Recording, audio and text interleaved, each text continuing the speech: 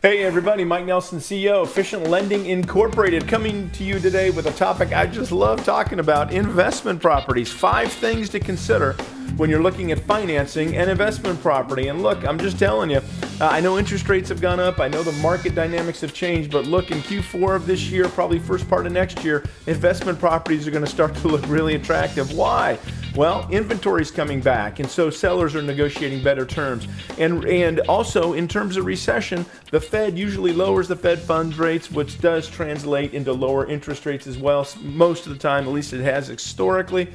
And lastly, people are going to realize they have tremendous equity in their homes and they can leverage that equity. And if you do it right with mortgage financing, you can do it very cost effective. So 5 things to take advantage of or think about when you're looking at investment properties. Number 1, conventional conforming financing versus non-QM financing.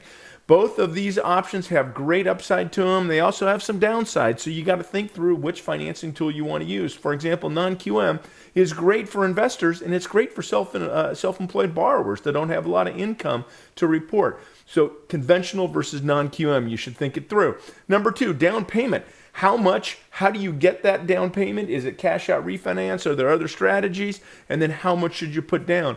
And typically you'll get better pricing with greater down payment. So you want to think through down payment. Number 3, the property type. Is it a condo, a townhome, single family detached? Duplex. What does the property look like and how does it affect the financing? Important things to think through. Number 4, traditional versus short-term or VRBO vacation rentals. Traditional meaning annual leases, short-term meaning more vacations, rentals. Each has upside, each has downside. You should talk to your real estate agent, but you want to think through what the duration of your investment property from a rental perspective will be. And number 5, where is the property located? Is it in a resort community? Is it in the mountains, the beach? Is it short-term rental? Is it long-term rental in residential neighborhoods? It's super important to talk to with your real estate agent. All right, the 5 things: conventional versus non-QM financing, down payment, how much and what are the benefits of more or less down payment, property type, single-family detached, condos, townhomes, things of that nature.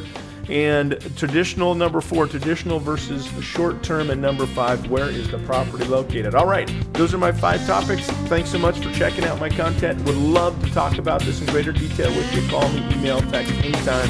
Have a great finish in 2022.